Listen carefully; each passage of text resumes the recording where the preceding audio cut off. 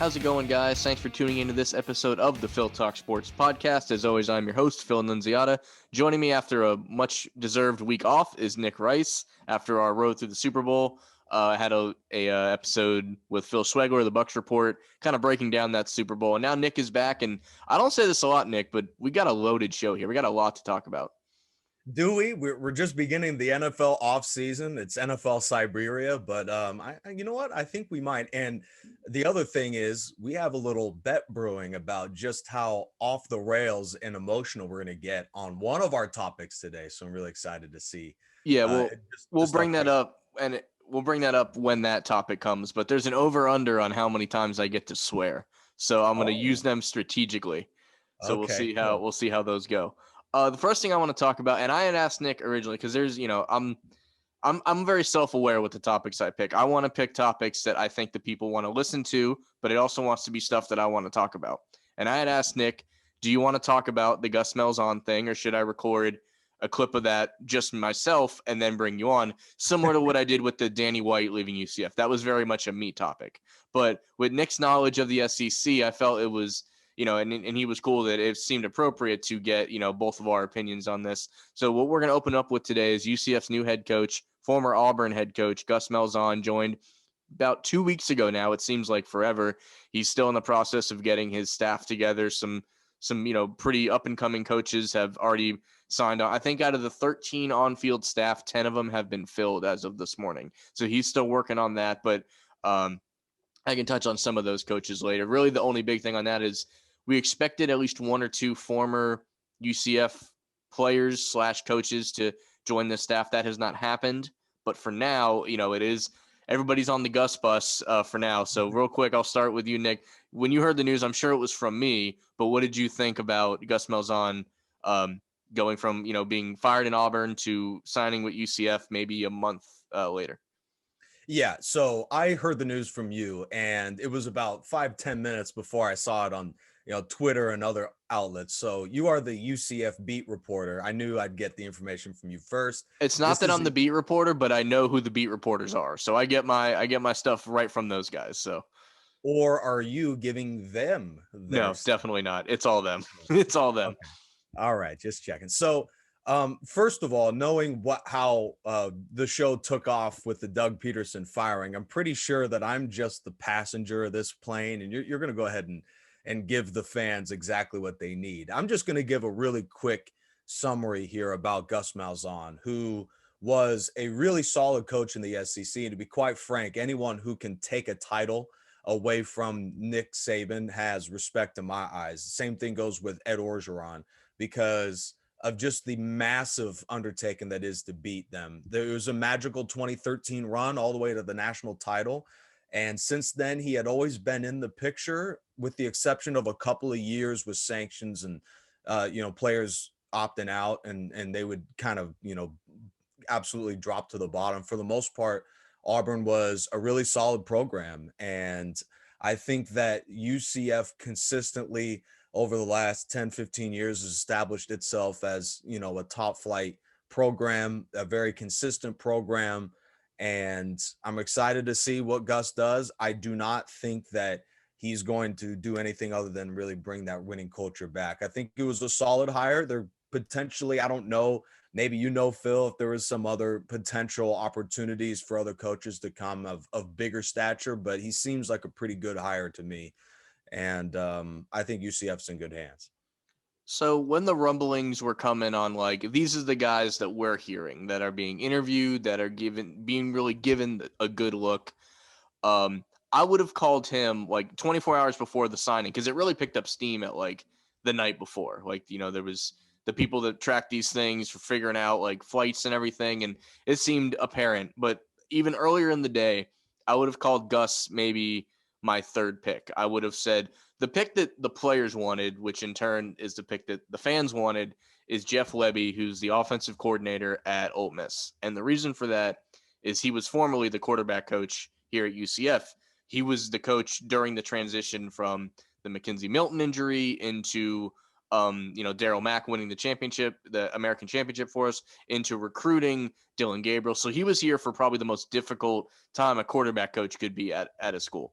And from the moment that Josh Heupel left for Tennessee, which I haven't really talked a lot about.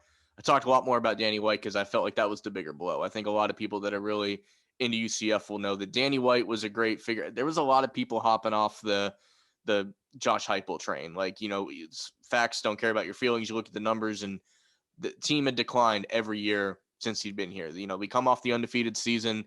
We repeat the undefeated season minus the bowl loss to LSU, which won the national championship next year. No, nothing wrong with losing to that LSU team. So you go 12-1, then you go 10-3, then you go 6-4. So that is a steady decline over the 3 years. The more you gain control of the program, the more it goes down. I think there's no other way to look at that. I was not one of the guys with the pitchforks, like, you got to get rid of this guy. But when he left for Tennessee, I think I speak for most fans when I say not really going to miss him. For whatever reason, it just didn't click here. He was not someone that got his play. He did not get the best out of his players. He had really good players. He didn't always get the best out of them. So that's my piece on Josh Heupel leaving for Tennessee, and he's got his work cut out for him over there. I'll leave that there for now. Yeah. But so Gus would have been my third choice. Jeff Lebby would have been number one. My second is anytime there's a coaching hire, which this, even the Chargers getting it, there's always that guy that you have no idea about. So if you didn't hear a whisper about it until he's at your podium, similar to the Eagles hire with Nick Sirianni. Did not hear that name until he was up at my podium, not doing a great job in his opening press conference. I don't fault the guy for that. Public speaking's not easy. I'm not someone that's going to bury him for that, but he needs to speak in order to be a coach, though. You do. It's an important thing. Which, speaking of that, the difference between, so basically what I mean here is Jeff Lebby was number one. Number two, I reserved for that mystery guy that you never hear till it happens. And then what I liked about Gus is the maturity of UCF has become this transient head coach, carousel, which I think needs to stop if this program is going to get to the next level. So really, I like to tweet out my initial reactions. I don't like to do my podcasts about initial reactions. I like to absorb everything. He's been the coach for 2 weeks and I haven't talked about it yet. I like to get all the information first. But my initial reactions were, this could be great if, Gus is 55, he's coaching the SEC, he's won a national title as a coordinator, he's gotten to another one as the head coach.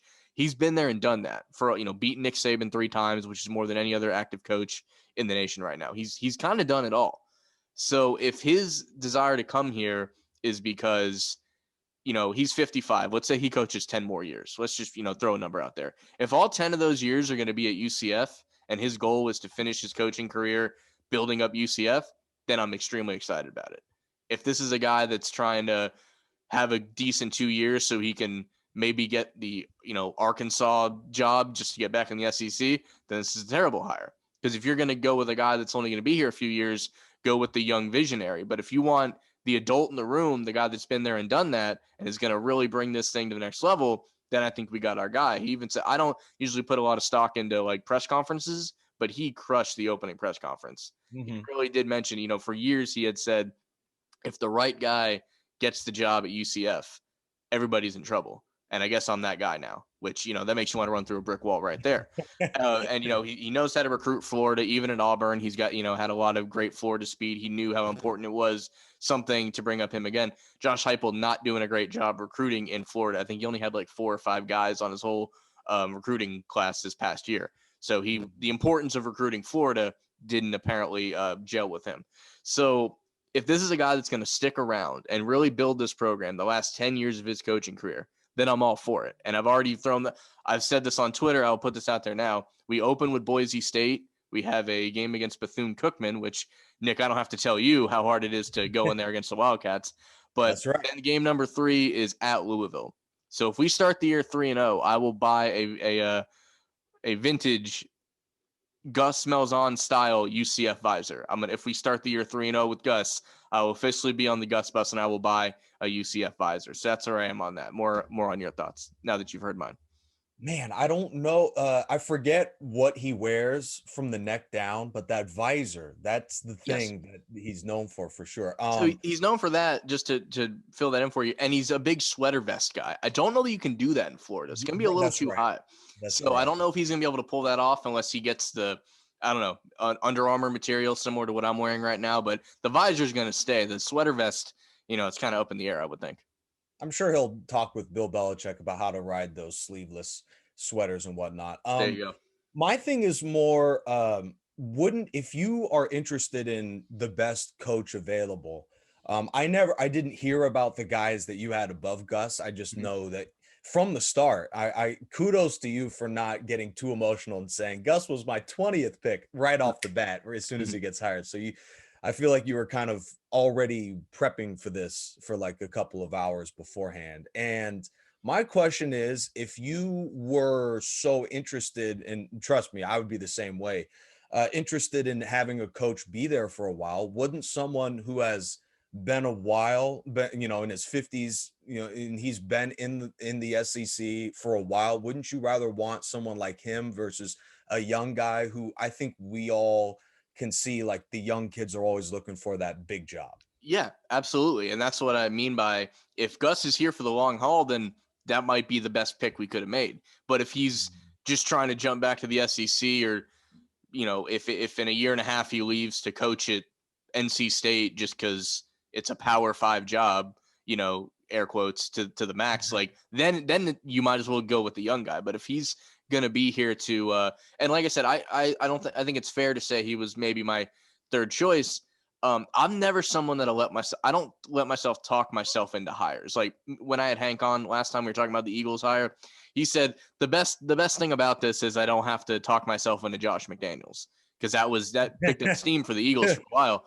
And if he got the job, I'm not talking myself into Josh McDaniels. Guys, he's a scummy person. He's an okay coach given the right system. We've seen how he is when he's not in New England, and it's, average at best. I was not going to talk myself into Josh McDaniels being a good hire. The same way we'll get into, I'm not going to talk myself into thinking that Jalen Hurts is the future of the Eagles. If I don't see it, I'm not going to make myself see it. It's one or the other. So the way I look at it is, if Malzahn's going to be here for the long term, and the energy that he's bringing, and like I said, him talking about, if the right person comes in here, it's game over, and I might be that right person, and we're going to recruit like our hair's on fire, and his words, not mine. But and the guys he's bringing in, and he seems to have the intention of being here long term. He's had a couple people. He went on Paul Feinbaum's show the other day, and my first reaction was, wow, that guy still has a show. And then my second reaction was, he stood there, he was on the SEC network saying, I'm here for the long haul. And that's what I needed to hear to really get on the Gus bus. So seeing that and hearing that is, and don't get me wrong, I fully understand that coaches lie sometimes, right? Or stretch the truth. I mean, if you took everyone on their word, Scott Frost would still be here. So I'm not going to be too naive in it, but it sounds like he's going to be here for the long term. So as long as that happens, I think I'm in for it. I remember, back about 8-9 years ago when Mike Singletary got hired as the 49ers head coach. Yep. He was one of the few guys that got floored by an opening press conference. And of course, that didn't work out. But for the most part, when you hear a guy speak right off the bat, and I guess we may have to get into something like this a little later, but that opening press conference means a lot.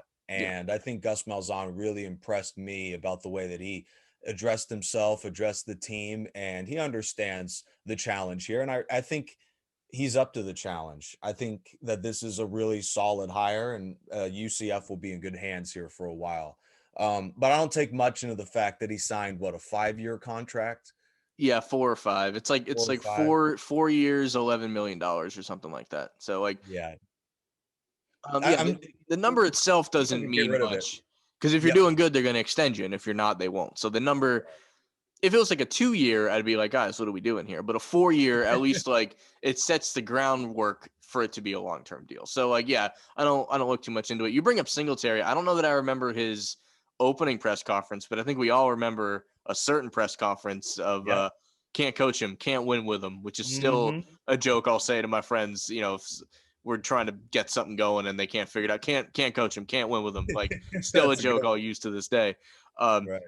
And yeah, like, winning the press conference is a real thing, because there's no games to be played for several months. So it's the only thing you can win. You can only win the press conferences and recruiting at this time of year. So if you can do both in the meantime, and we had a few scholarships left over from this year, and he's already flung a few of those out to 4- and 5-star guys that he was maybe going to get at Auburn. And I'm not also someone that looks at stars too, like, you want those guys because it gives you the narrative that those kind of guys are coming to your program. But a 5-star in, like a 3-star in Florida that kid would be a 5-star in Virginia. So, because of just the level of competition. Yeah. So I don't always look at the star. If you're consistently getting 4 and 5-star guys, regardless of if they pan out, that's still a good thing. So I don't dismiss it completely, but I'm not someone that's like, oh, if it's not a 5-star guy, I can't get excited about it. I mean, you look at some of the guys that we've had in the past that were 1 and 2-star guys like Brandon Marshall and Asante Samuel, and guys that, I always, not just a UCF guy, but Khalil Mack, if you go to his recruiting page from Rivals, he doesn't even have a picture. So clearly, there's guys like that the stars do not measure. But I'm excited to see. We roughly probably about a month before the spring game here for UCF, and that'll probably be the next time I'm out that way. And I very much look forward to getting out there and being at the stadium. I was not there at all this year. I rolled my season tickets over to just, so I'm paid for this year. So to not go to a game during COVID this past year. So I'm looking forward to getting back in that area soon. And I've gotten to meet Scott Frost and I've met Josh Heupel. So maybe I can meet good old Gus here in the next couple months. That would be pretty cool. Sometimes they let you do that at the spring game, especially when it's a new coach. Basically, to wrap this thing up, in the SEC, since Nick Saban took over, I would argue that he is in the group of 3 coaches that I've been the most impressed with in that conference over 2 decades. Because, let's not forget, this isn't a guy that bottomed out and pulled Auburn to the ground before, he's no longer there. This is a guy that was solid for his entire tenure, with the exception of the occasional year or two where the team bottomed out. Him, Ed Orgeron, Urban Meyer. I'd say those are the 3 best SEC coaches over the last decade and a half. So I think, this is about as good as you can get in terms of head coaching experience. You talked about it. The guys that were in the mix are guys that are coordinators, are not quite to the level of him head coaching wise. So this is about as good as it gets. I agree. And I do think, you mentioned the Nick Saban thing. I think he's only had like 14 SEC losses in his career, and 3 of those go to Gus, and that's 2 more than any other SEC. Like nobody's beat him multiple times other than Gus in the SEC. So that's I'm not going to say that's everything, but it's not nothing, as I like to say. It's got to matter to some degree, because everybody, no matter what the program is outside, if a Georgia State, right? They knocked off Tennessee, I think, early last year. And like that was the biggest win in that program's history. And you got those keyboard warriors that are like, yeah, try to do it against Alabama. It's like, if you're going to compare everything to Alabama, then like, why are we here? So in this one instance, I'm comparing it to Alabama, and Gus has beat him 3 times. So take with that what you will. But we go from coaching topics to something I like to talk about. They don't come out very often, but I'm a huge fan of the 30 for 30 series on ESPN, and a new one dropped last week. We were going to talk about this when we reviewed the Super Bowl. Things didn't quite happen. I ended up getting Phil from the Bucks Report, and that was a great episode, and I appreciate his time. But me and you both watch the 30 for 30s a lot, and the newest one that came out, Al Davis versus the NFL, from the great, Raiders owner, coach, and just every man for that organization, and his tussles with the NFL commissioner at the time, Pete Rozelle, and the shuffling of his franchise to multiple California cities. And while I enjoyed it as just a viewer, it's obviously going to hit a little closer to home for the guy over here that lives on the West Coast. So I'm going to let you take this. I'm sure you've heard these stories. A lot of this stuff was prior to us being born, not all of it, but some of it. I'm sure you've heard stories of this when it was going on from parents or older friends or whatever, but how did this resonate with you, being more of a local story from where you sit? Yeah, I mean, it was awesome. I'm a Chargers guy through and through, but I can respect the greatest logo, the greatest brand in the NFL. Maybe the Cowboys are right there. The Raiders during their time were just amazing. And just to kind of link the two together, to me, Al Davis always felt like Jerry Jones part 2. He was an aggressive owner. He was just a very passionate owner. He was one of those owners who didn't feel like there was a gap between him and everyone else. Like Jerry Jones communicates a lot with his players. Al Davis, I felt, really was personable with his players for a long time. wouldn't he have preceded Jerry Jones? Wouldn't he been before him? So if anything, he's like the original Jerry Jones when you look at it Yeah, that that's a way. good point. Yeah. Yeah. But I Um, see the correlation between the two, definitely. right. And considering where Al Davis, not the prototypical way to come up to being an owner, didn't exactly come from, a family of fortune. So he was just one of those guys that was such a relatable force, and his slogan of "Just Win, Baby" became just the calling card for an awesome franchise, an awesome organization. And for a while, because we were so young and naive, I forgot just how long in a 70s and 80s stretch that they were such a good football team and one of the league's best. So for a while, what he did really worked and really resonated with a lot of his guys.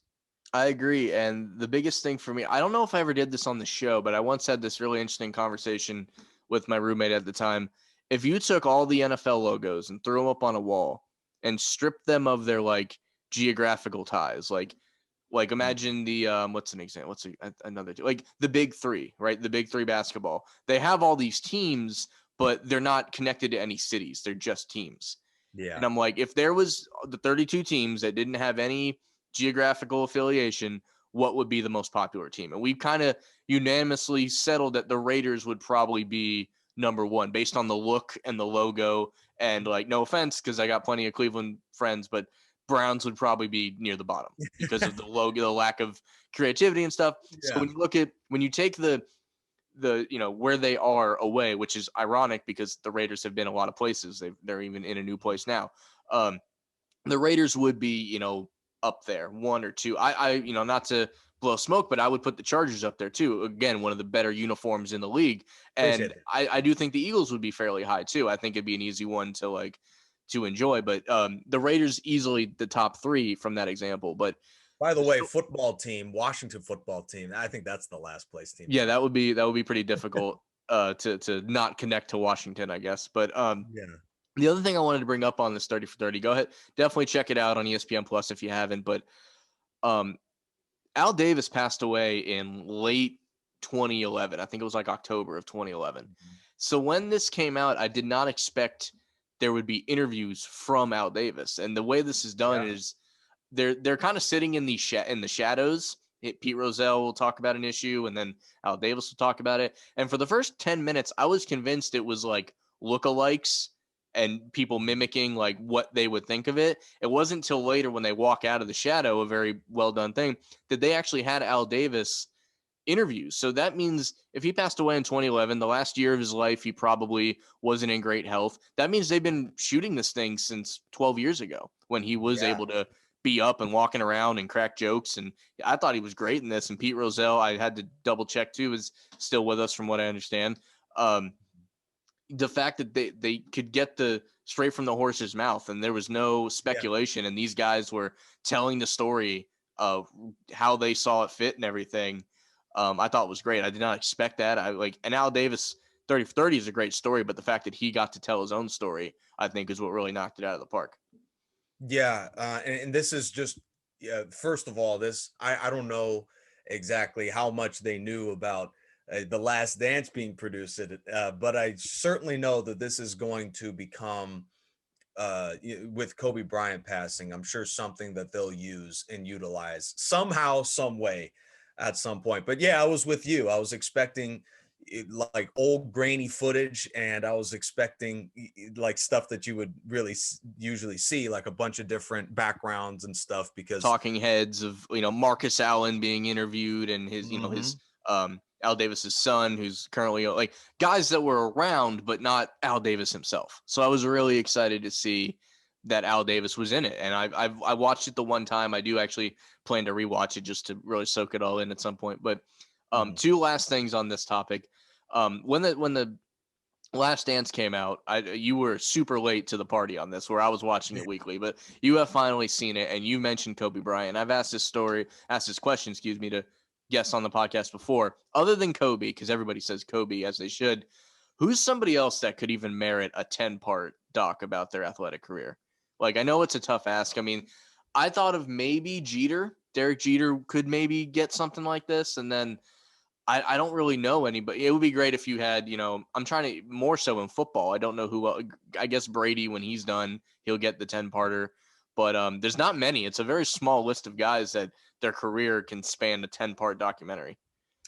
I mean, I think MJ's one of one. I don't think I'd watch 10 parts. According to multiple sources, the most popular NBA player in the year 2019 was Michael Jordan.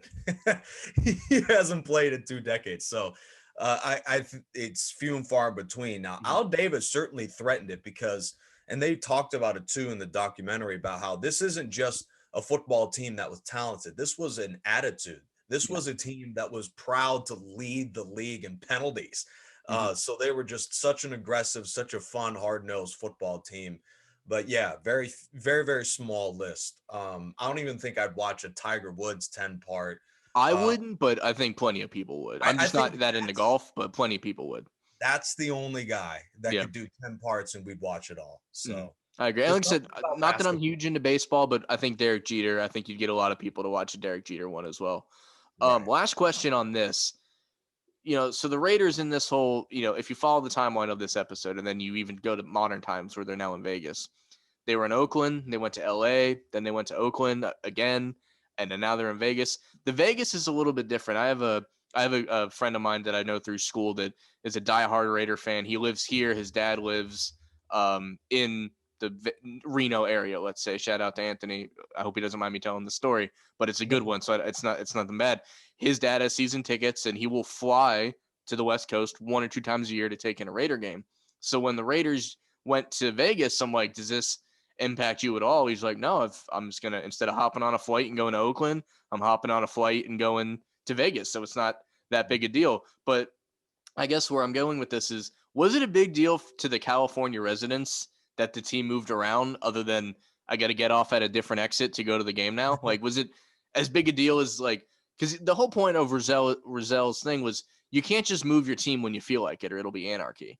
And Al Davis took that as being controlling, but I do understand it. It's the same reason we have transfer restrictions for college players. That way they can't have one bad practice, yell at a coach, and transfer out. Like, there has to be some restrictions or it'll be anarchy. So I do see the business savvy part of that. So back to the question, do you think, I don't know if you've talked to like your dad or somebody that was like around for more of it, but was it a big deal for the residents at the time? As far as Oakland's move to LA, I don't know the pulse about that too much, but around here, there was 2 completely different reactions to the moves in California, where the Raiders go to Las Vegas. It almost feels natural. It does seem that way. Yeah, because of such a huge brand and it being almost like a Vegas brand, it almost felt like a good transition. Chargers moving to Los Angeles, there was a uniform disapproval of that. It almost felt like that was the last straw for a lot of Chargers fans. And when you hear it at the time, you roll your eyes saying, all right, okay.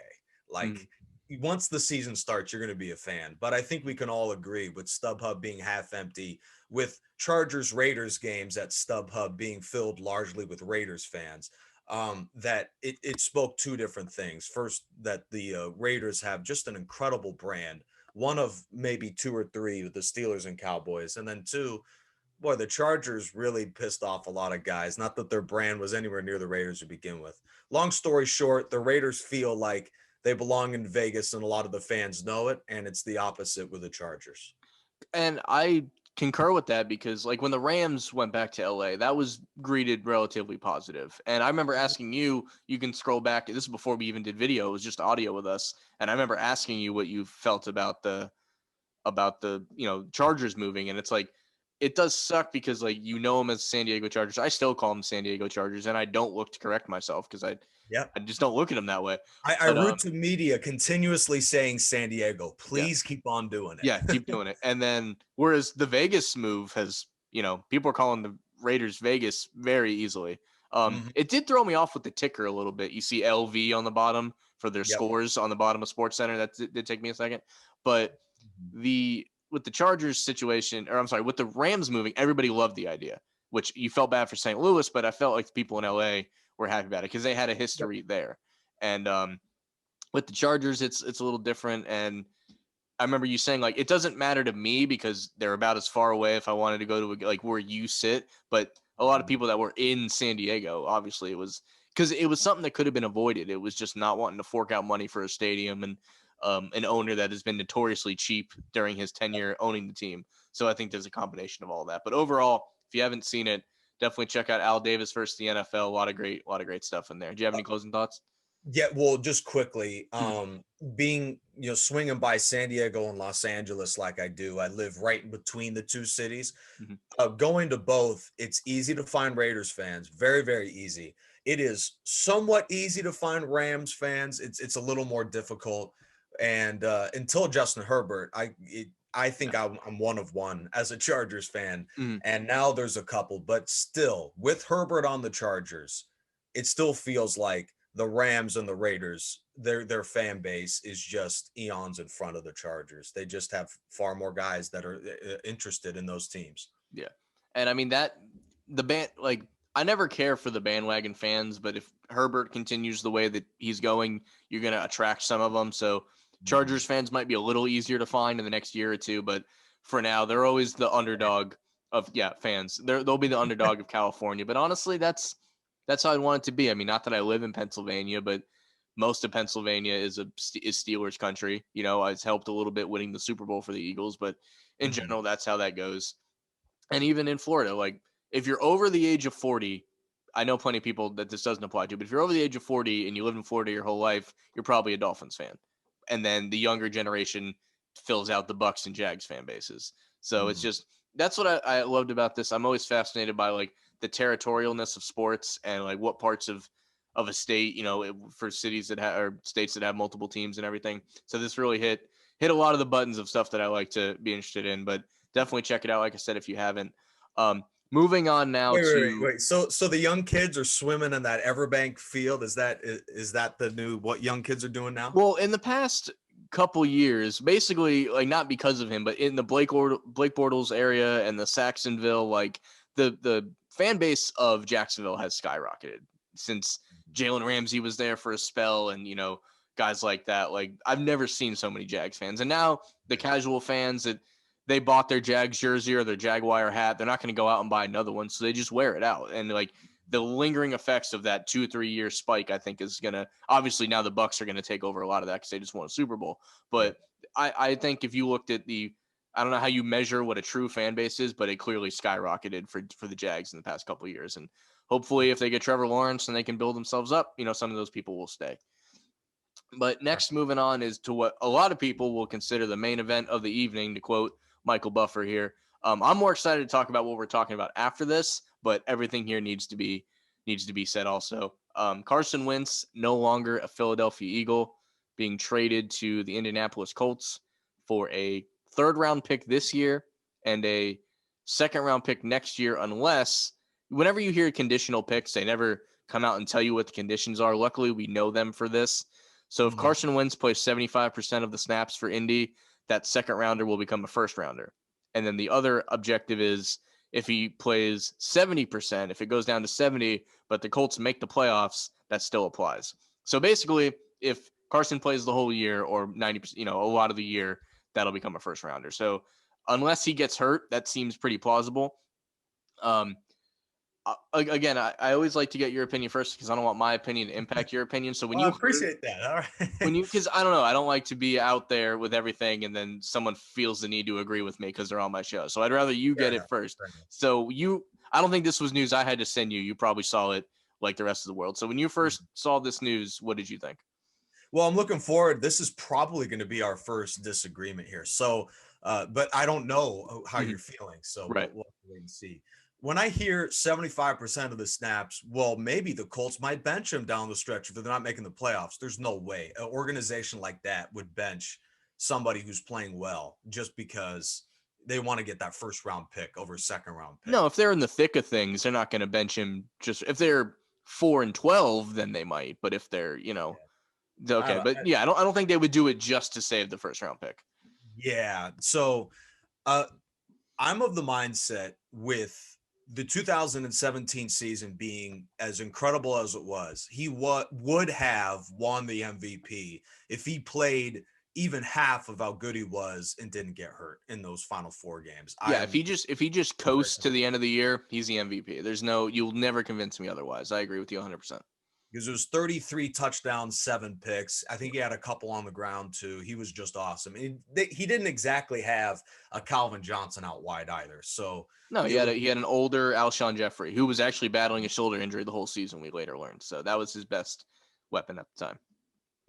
Which makes this so compelling, because we've seen a couple of occurrences of a Kurt Warner have a great beginning to his career and just look like a dang average quarterback for a decade with New York Giants and with the Rams until, injuries hurt him, kind of like how Carson Wentz is. And then we've seen a couple other instances like this, like Eli Manning has some moments where you kind of want to duck away. Mm-hmm. But for the most part, stuff like this, when you have an extended period of time where you're just like an average quarterback, I tend to believe the overwhelming resume over the 12-game stretch of hero ball. Now, don't get me wrong, 2019 was impressive too. He set some record with fewest yards for a combination of receivers, like under 500, the most yards for him, fewest for whatever that was. Yeah. But and I can't even remember the receivers that were on the team last year. Frankly, this year, outside of knowing Jalen Reagor was a pretty big disappointment, considering Justin Jefferson was picked one selection later. But anyways, I would say Carson Wentz is the guy that we saw the last 3 years. The interceptions, the sacks, the fumbles, the disappointing play in crucial late game situations. Now, don't get me wrong. I think they could have had a better coach than Doug Peterson and certainly a better offensive line. But I think the Colts got exactly what they traded for, about a second-round pick and a third-round pick. I think he's around league average. I think he had incredible highs and incredible lows. I think who he is Kirk Cousins, just 2.0 in Indianapolis. And I'm excited to see what you think on that. But I think the Colts have an incredible surrounding cast around them, but the Eagles gave away about Kirk Cousins. I think Kirk Cousins for the comp is a little harsh. I get it. It's not outlandish. I don't know. I don't know who you put right above him on the quarterback trail, but maybe it's him. Maybe he's the guy right above him.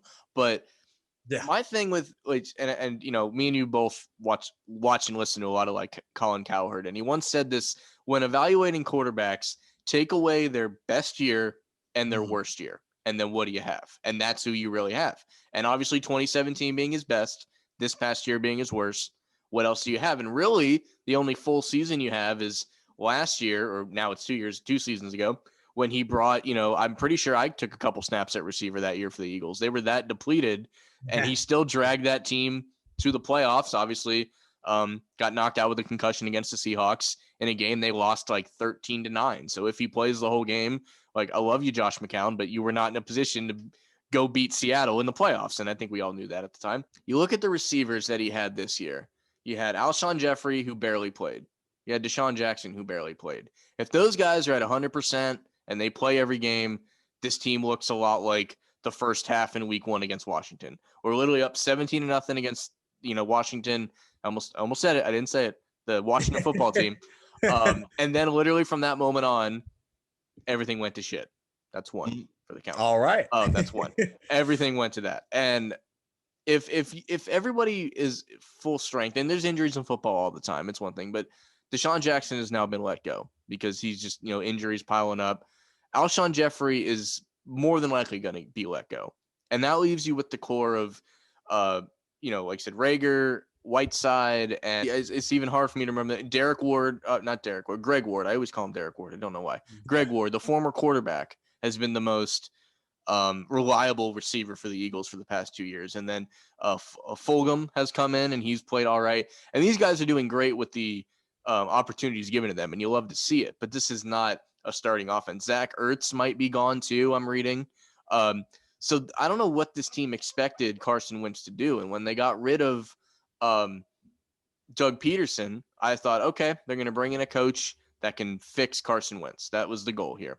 They can't get Frank Reich, so they get Frank Reich's assistant, essentially, is what happened here. And then they trade him anyway.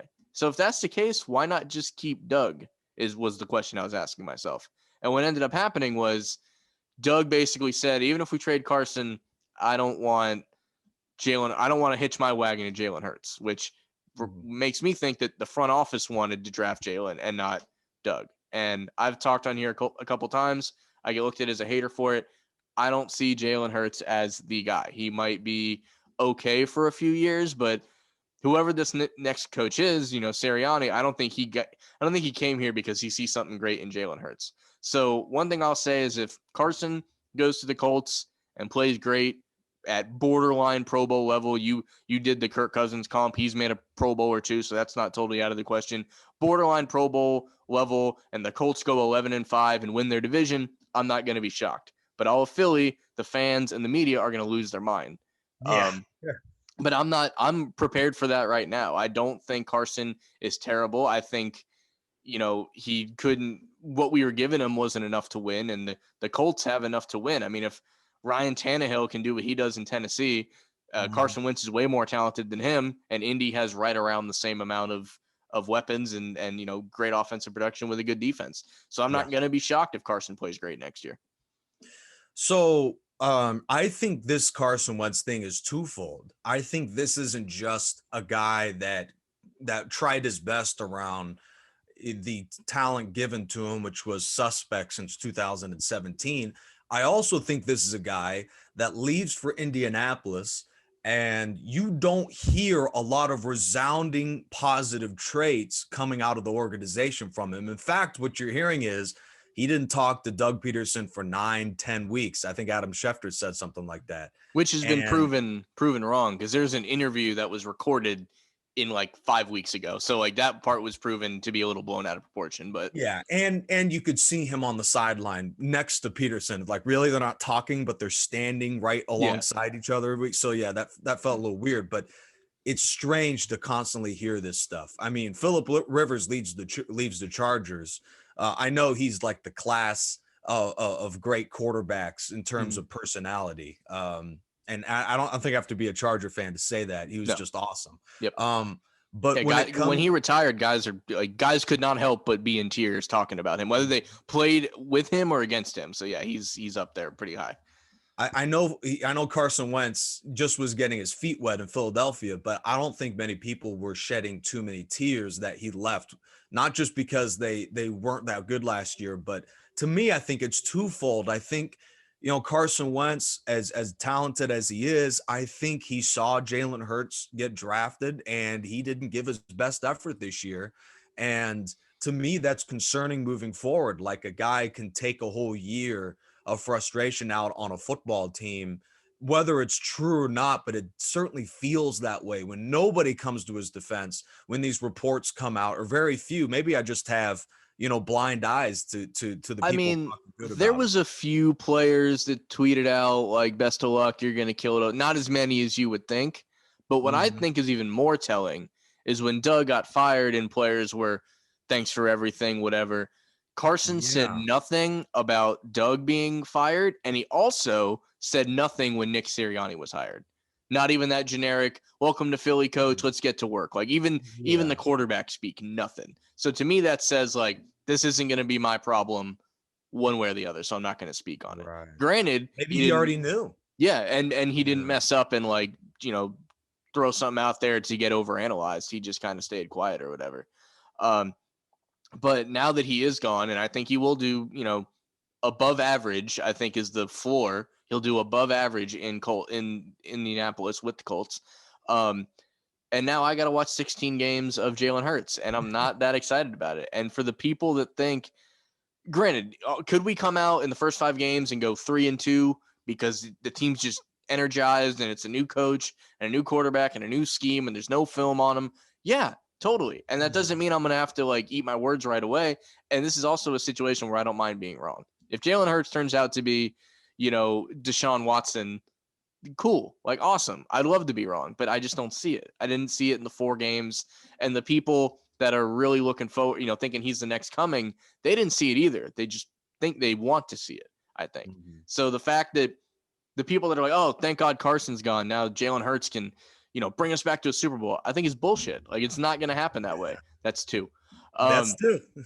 I don't see it. And granted, we're going to need to draft. So, we pick 6, and it's not even out of the realm possibility that we take a quarterback. I don't know that I want to necessarily. I don't love a lot of the quarterbacks in this draft. My favorite one outside of Lawrence would be the kid from BYU, and that doesn't mean I'm like totally in love with him. But if I had to pick one, that's who I would take. I don't trust Ohio State quarterbacks, so I'm not taking Fields. I'm not saying he couldn't be great, but it's just a preference I have.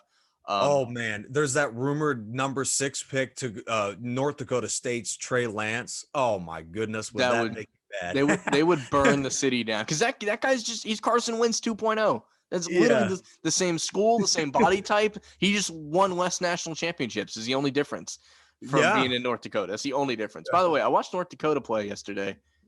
Did you? FCS game, they played Youngstown State. They play in this dome, which makes sense because it snows there all the time, but never really watched. Great presentation. I love that FCS football is here on spring. I just wanted to throw that out there. And Coach Deion Sanders getting his first win too at Jackson State. I watched a bit of that. That was pretty cool. But my thing is, Jalen Hurts, you can want him to do well, and I want him to do well, but I don't think he will. So with Carson being gone, best of luck. He deserves it. My last thing I want to say on this is a lot of people posted, they made the collage, like the thank you Carson collage, and they showed a bunch of pictures of him. The one in the very back of the one that I posted was him with the Super Bowl trophy. He was on the podium with Nick Foles, and there's a picture of him with the Super Bowl trophy. And a friend of mine that I've known since high school, I won't say his name, but he's a Falcons fan. He'll know who he is. And he messaged me. He's like, dude, did they really put him holding the trophy on this thing? And I'm like, yeah, he didn't play in the game, but if he doesn't play like an MVP for 13 weeks, we don't get home field advantage, and we probably don't win it anyway. So he's just as important to it. And he's like, to his credit, he's like, no, you're right. I was probably a little harsh. It wasn't, if it was the front and center picture, I'd be like, yeah, that's you're twisting narrative, but it's literally the back left photo in this collage. But so anyone that doesn't think Carson Wentz had every bit to do with winning the Super Bowl as Nick Foles, if you don't have both those guys, it doesn't happen. So I will never say, I've already decided years ago, because it's already been 3 years. It's crazy. I don't talk ill about anybody on that Super Bowl team, whether I liked him or didn't like him. Nelson Aguilar got put through the ringer here. The 1 year he played out of his mind, we won the Super Bowl. So Nelson's all right in my book, and I hope he kills it in Vegas. And he had a great year last year for them. So maybe he'll continue to do that. But overall, I wish Carson the best of luck, and I want Jalen Hurts to prove me wrong, I guess is my closing statement. I feel what I think he can be and can't be, and I guess we'll have to see. I do think 2021 season is going to be a rough one for us. That much I know. The hilarious part about winning that Super Bowl is that one of the Eagles offensive linemen, I want to say Lane Johnson, afterwards said, this is how you win, New England. You win with fun. You win with exciting, not with hard work every day. And the coach, Doug Peterson, comes out with a book telling the world how to be successful after 1 year. I have that book, actually. I got it back here in my shelf. Really? Yeah. Have you read the whole thing? So I actually have Nick Foles' book. I read that first. I haven't gotten to the to that one, but I do have it. Funny enough, I wanted to.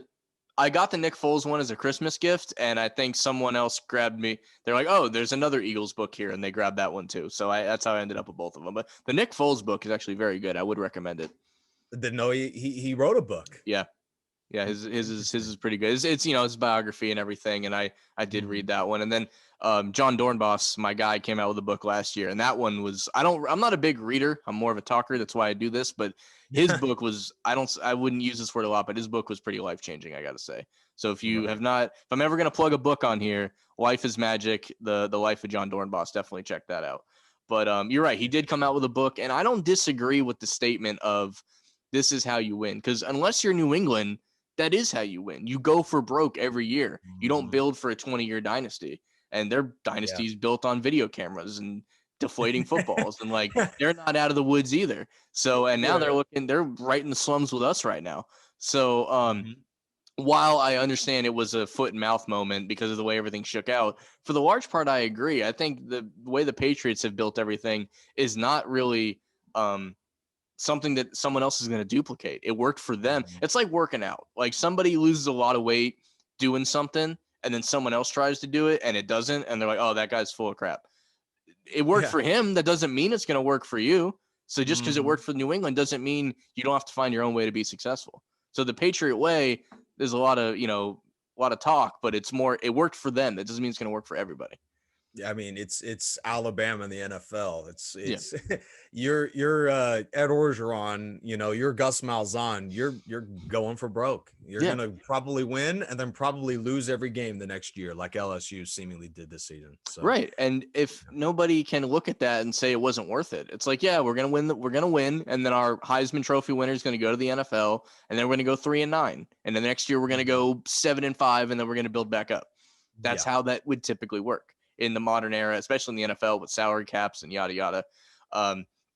So that went places I didn't expect it to go, but I think we still got everything out there. And there's a reason I put this in the middle of the show, because we have one more topic to talk about, but this one is a happy topic. So I always wanted to end on a positive note. So before we get to that, I don't know if you can tell, but I'm sweating a little bit, man. Yeah. Before we get to our closing topic here, was there any other things you wanted to throw out there about Carson Wentz, the Colts, any of it?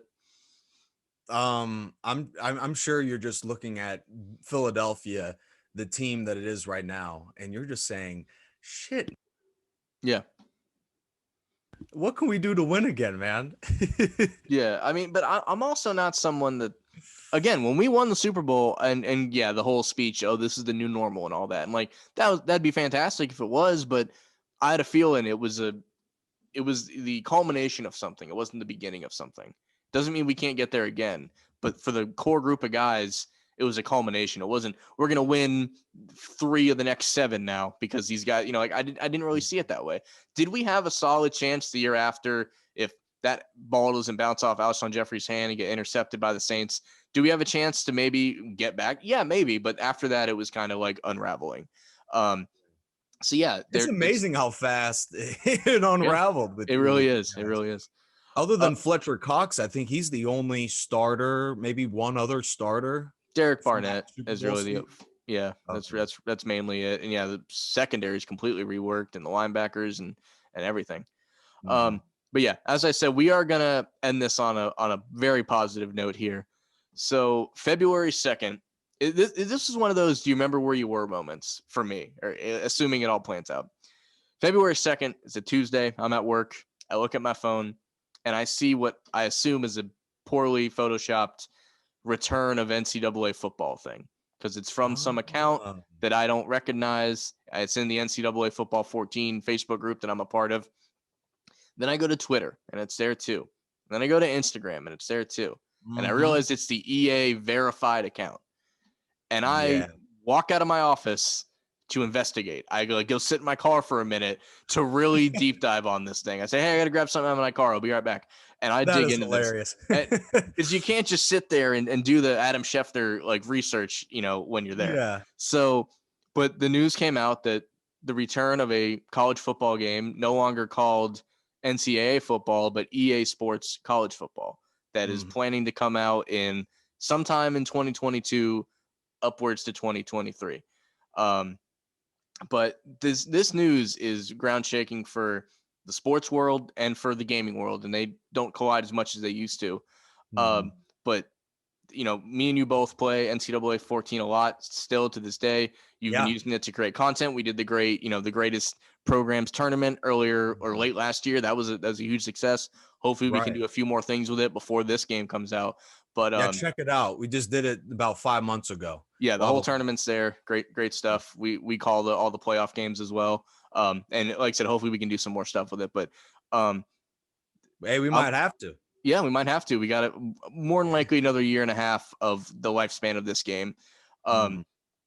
But I'm very much, I think it's simple to say, I'm very much looking forward to this game, and I'm sure you are too. Yeah, for sure. So I was just like you. First of all, February 2nd. What happened on February 2nd? Yeah, I had to double check that date, but that's when that first picture dropped. For sure. And I was just like you. No way. This is just playing around. And I think it's going to be a while since until we see like real footage. But I'm so jazzed. I'm so excited to see college football come back with. When you load up NCAA 14.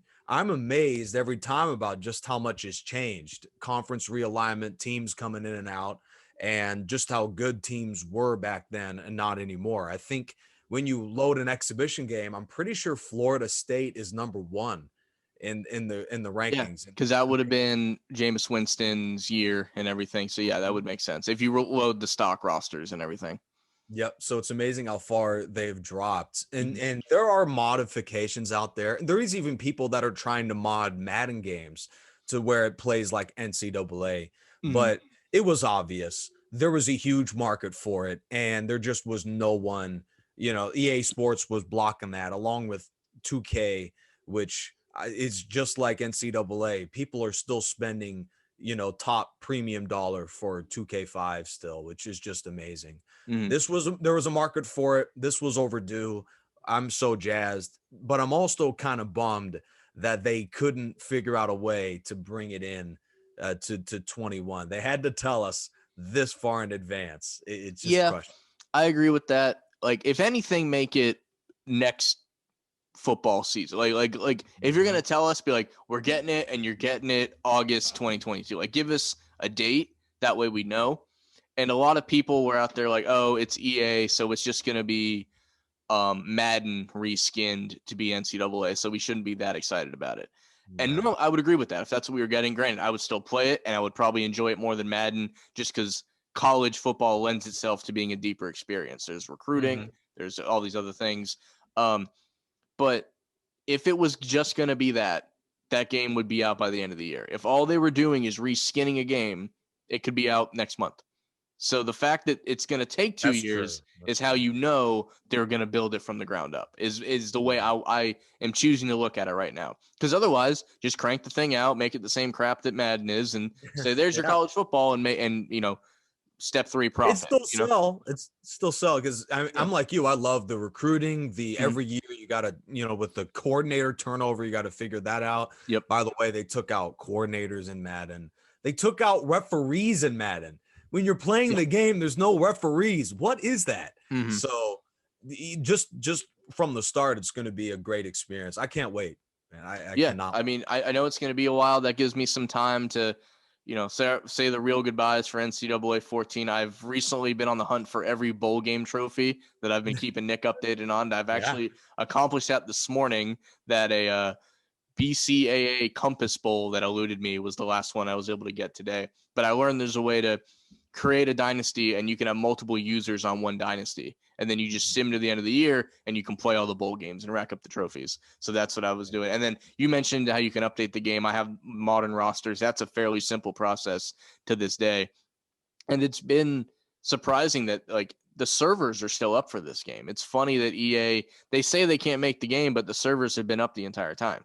So Yeah. Right. to me, that shows you that, they've always kind of wanted to leave the door open just to crack, but for 5 years, there was radio silence about this. So why did they cancel in the first place? I forget. So they canceled in the first place due to they thought they were okay. For example, Jameis Winston being in the game, right? It's his name is not in the game, but there is a, big number 5 at quarterback with a rocket arm for Florida State. So while his name was not in it, that's why the term is always name and likeness. It's his name wasn't in it, but his likeness certainly was. You go back to NCAA 06, which is often considered the purest, best version of the game. Vince Mhm. Young is in there. Reggie Bush is in there. No, their names aren't, but you have the running back number 5 for USC. You have number 10 Texas quarterback, and their height and weight is all spot on and everything. Yeah. So the thing with that'll make this game differently is they won't attempt the likeness. It'll be generic players across the board, the way the law is now about it anyway. So like if the name and likeness changes, they can maybe work on that. But in the meantime, you'll load up Alabama. Doesn't mean you'll get Mac Jones if it was made this year. It would be a generic quarterback with his own skill set and such and such. And I'm glad we waited till today to actually do this, because some news that broke maybe 30 minutes before we we're going to be on this. University of Notre Dame has established that with the laws the way they are now, they're choosing not to be represented in the new game as of right now.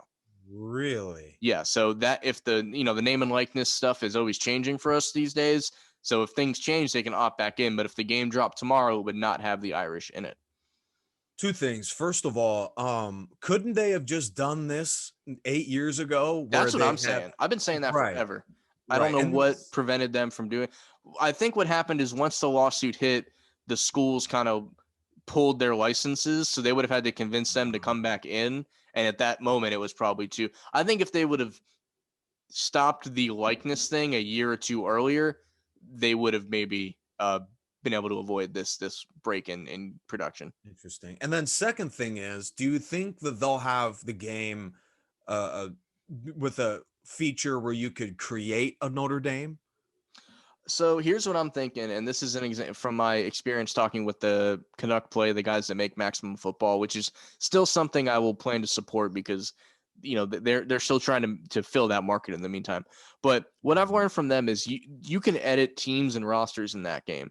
You cannot share them. So if you do get that option, it's going to be an offline experience. You can't make a team and upload it and let other people down. If you're going to edit your rosters, like Nick, a lot about editing rosters for doing the Dream Season, which is still going. Definitely check it out right now. But if you edited, when you edit your DSFL roster season for whatever year you're doing it, you then put it online and you tell people, hey, if you want to use these rosters, they're right there. That option is probably not going to be there, is where we're at with that. So you might get the option to do it internally, but you're not going to be able to share it with other people. I haven't checked in a while, but I think I'm closing in on about 1,000 people who have pulled in my roster Right and on.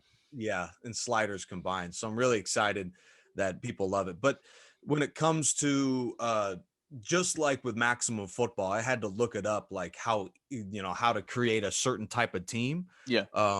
They're a couple years in. You could talk a little more in depth on it, but the video game is so easy to look at a YouTube video and create a Notre Dame, for instance. So if they Yes. do that, it wouldn't be that hard. Right. I would just be excited because I used to be at Bethune-Cookman and they had this FCS East, West, North, and South, and that'd be great to actually add a team versus just that. So Definitely. very excited, man. Very Yeah. excited. And I really, in a maybe a couple months, we can do a whole episode on the process of this game. The reason I wanted to tack it on the end of this already packed show is we don't know a lot about it yet. This is about as much as we know. Like in the 10 minutes we've been talking about it, all the information's out there. So in the future, when we get more, we will definitely come back here and talk about it more. But I just wanted to say, as someone who plays the game, I own every iteration of this game from the Sega Genesis to NCAA 14. I have the picture on my Instagram. I'll probably tweet it out again here after this episode airs. But it's really, and the other thing that doesn't get talked about is 2K is supposedly going to make some form of an NFL game that drops this year. It's a Really? non-simulation Right. game. That's It's the right. more arcade style, which I have not heard a peep of that either. I'm sure we'll review that once it comes up. But in the meantime, I'm very much looking forward to this. And the interesting thing about NCAA 14 is the fact that you can update the rosters. The game doesn't get boring. Like it's still the most stimulating video game that I play. I play my sports games. I'm a big Sonic fan. I play on my Switch, but it's the only game that I continue to go back to. When Madden is done for the year, like what the last Madden that was replayable to me was like in the 08 to 12 range. Like those are the Maddens I go back to. Nobody's itching to go play Madden 16. Those games just don't have the staying power that they used to, but the college game does. And I'm actually going to close my thoughts on this. If this game comes back, I almost hope it's not a yearly release. Just give us the game for the $80 you're probably going to charge us, and then $20, $29.99 updates for everything. When conferences change, when bowl games change, when the rosters might shift a little, I guess, but for the teams and the rosters, and when new teams get put in Division A, like Coastal Carolina and stuff like that. I'm sorry, Division I. But I think that's a better way to go about it instead of trying to reinvent the wheel every year. Right. And when New Mexico State falls to D2. UMass is another one. UConn is on the verge of that. Sorry, Huskies. But when things like that happen, like just update it in the game and we'll be good. I would totally be okay with this just being EA Sports College Football and it just have like a 5-year lifespan and then, remake it, after that maybe. Yeah, it's hard to say how they'll approach this, but I think knowing EA Sports, they're gonna come out with a huge pop the very first year. Just like I feel every new console, PS3, 4, 5, especially 4 and 5, it has been pretty underwhelming. Madden Did you get 21's yours yet? Did you get your 5? upgrade. I did. I Oh, did. okay. Nick ordered it. Actually, it was that I'll same show week, for I think. proof, but I don't tell people where I live. That's I fine. don't That's want to fine. get Don't worry noticed. about it. But I am happy that you were able to get it. You'll see a picture of it. It's there's a bunch of cords there. But Yeah, no anyways, worries. pretty underwhelming. But for the most part, I forget the PS4 first. I think it was Madden 14 25 was the or no. 20. Yeah. Madden 25. 25 was the switch over year. Either way, I felt like the first one is usually not a bad one, but I think especially with such a long layoff, I think they're going to come out with a pretty powerful first year, especially with how big of a warning they've given us. Mm-hmm. Now, I might be looking EA Sports a little bit too brightly, but I think if they come out with a yearly release, I hope they don't, but if they do, I think the first one's the one to get.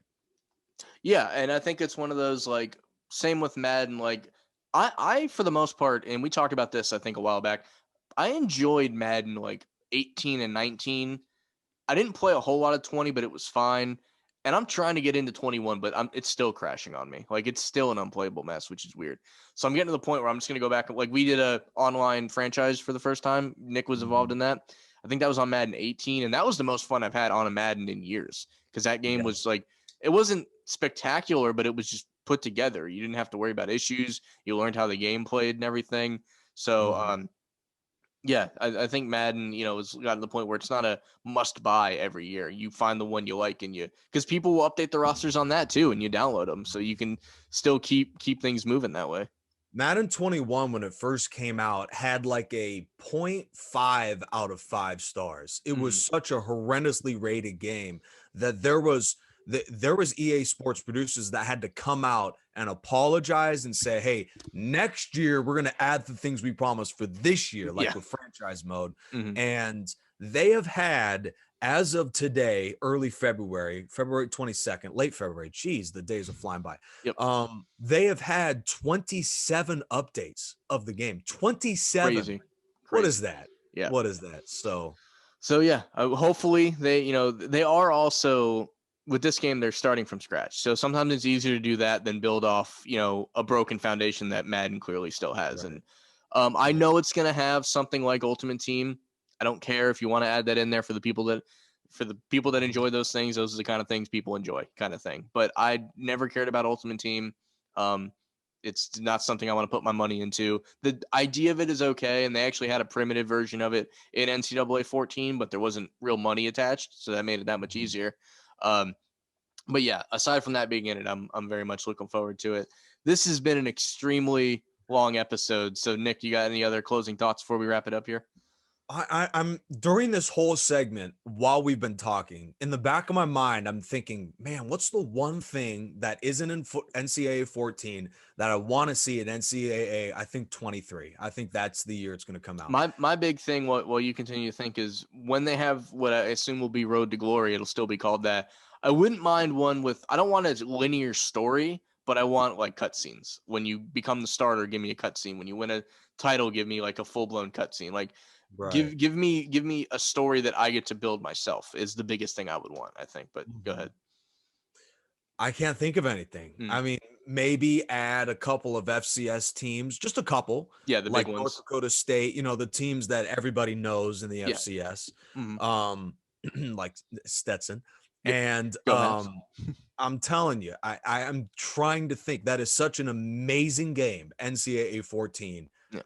If you just put something with better graphics on that, I'd be pretty pleased. That's what a lot of people are saying. It's like, listen, man, don't reinvent the wheel. Just update the graphics on this, update the teams, update the bowl games. We'll be good. You're not going to hear a peep from us. So, I mean, hey, if they do that, I'm down with it for sure. If they make recruiting a little harder, I think it's a little too easy to turn into a juggernaut. As someone who's played a lot of the games, from what I understand, NCAA 13, the year, the other year before it, the recruiting is considerably harder, and it's a whole nother system. So if that's what you're into, and you don't care as much about updating the rosters, 13 is actually the game for you. So I would check that out if you get a chance. I think I just might. There you go. All right, guys. I want to appreciate if you listen to it all the way through. This is probably going to go down as one of my favorite episodes. We had a lot of important things to talk about. Man. And Nick, I appreciate you being along for the ride. And if I don't get you on the next episode, it'll be very soon. So I want to thank everybody for checking it out, and we'll see you next time.